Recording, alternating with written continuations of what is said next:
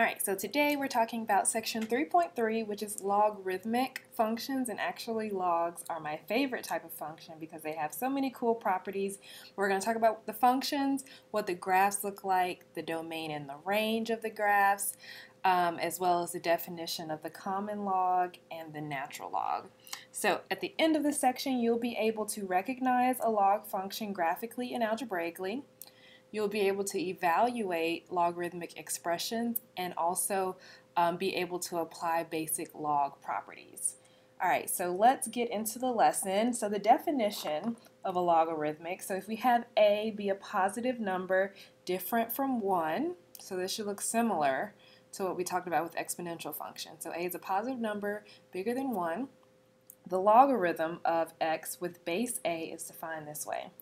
Y equals log base a of x, if and only if a to the y equals x. So note, we got exponential function over here, log function over here. These two statements are actually equivalent, and so we'll talk about how they are equivalent. So the left side here is said to be in logarithmic form, and then the other side is said to be in exponential form.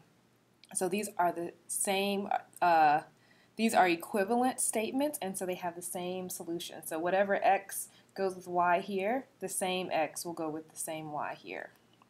Alright, so let's talk about how we go back and forth.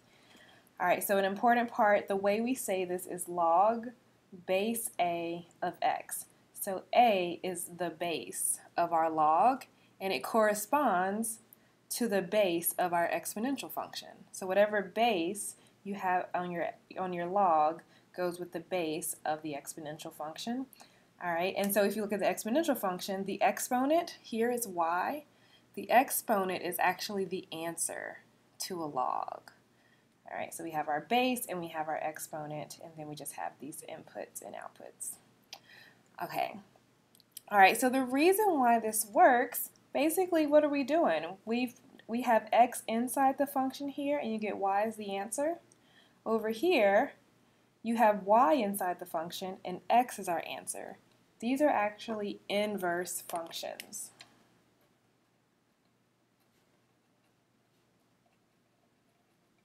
So we'll talk about how to go back and forth between a log and an exponential function. But first, let's talk about log functions. So over here, this is an example of a graph of log base 2 of x. Alright, so one thing to note, just like with exponential functions, there's one point we always have. We always have 0, 1. Well, of course, logs are inverses, so we're going to switch it. We're always going to have the point 1, 0 for all of our basic log functions. And then also we have this asymptote at x equals 0, when previously for exponentials our asymptote was at y equals 0. So we switch x and y again. Alright, so we always have this point. We always have an asymptote. And then let's also talk about the domain and range of this function. So domain, so what x values are possible here? Well, it looks like we're going from 0 to infinity, but we're not going to include 0.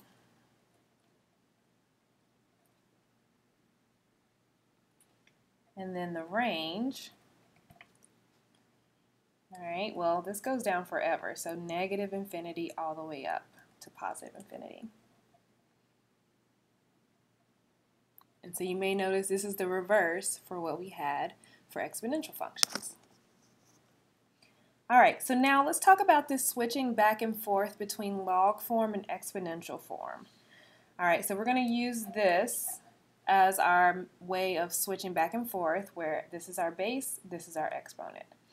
Okay, so if we want to switch log base a of x equals y into exponential form, we want to remember, okay, this is supposed to be our exponent.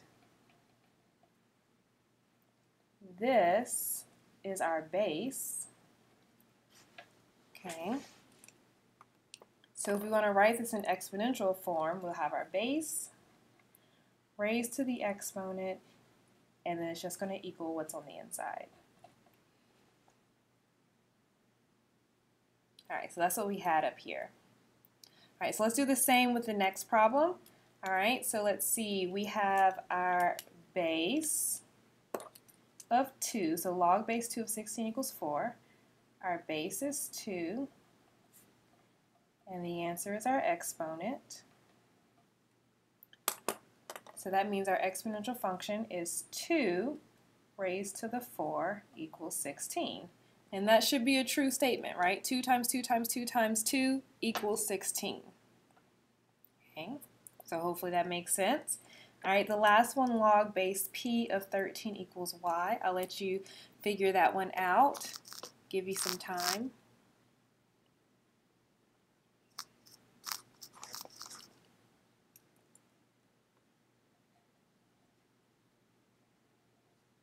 All right, so did you get p to the y equals 13? Okay, so we can also go the other way. So starting with exponential form, so a to the y equals x, again, we have the same components. This a is going to represent our base. The y is our exponent. All right, which is the answer of a log, and so this x is going to go inside. All right, so to write a to the y equals x in log form, we're going to have log base a of x equals y. So here the exponent is our answer of our log. Okay, let's look at the next one. 4 raised to the negative 3 equals 1 over 64. So let's think about it. What's the base? All right, so the base of our exponential is this 4. Our exponent is the next negative 3. All right, so when we write our log, we know exactly what our base should be.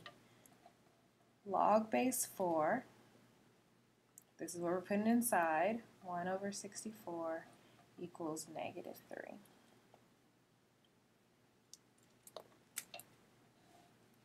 All right, finally the last one. Again, our base is pi, exponent is t, so in log form we'll have log base pi of 9.4 equals t.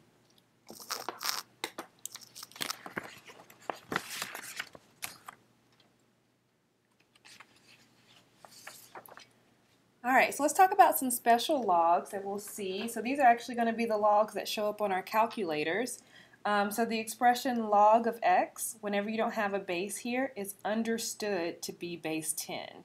So it's called the common log, and it's shorthand for log base 10. All right, so here we have 10 raised to the 2x plus 3 equals 7. We can write this in logarithmic form. So what's the base of our log? Well, the base of our log is going to be 10. So we have log base 10 of our 7. And so it's going to equal the exponent, 2x plus 3.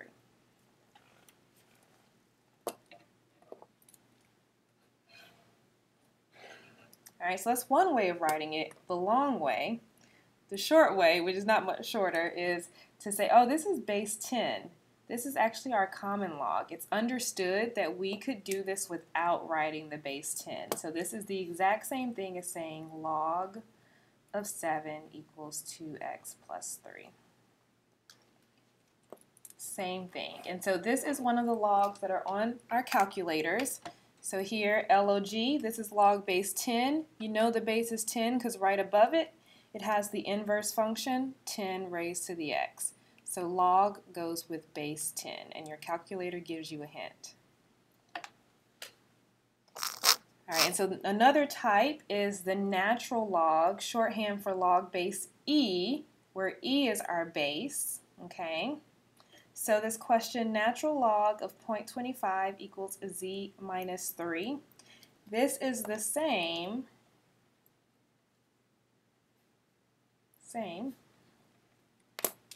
as log base e of 0.25 equals z minus 3. All right, so whenever you see ln, That's natural log, because it shows up a lot in nature, and it's actually log base e. So if we want to switch this to exponential form, our base is e, our exponent is z minus 3.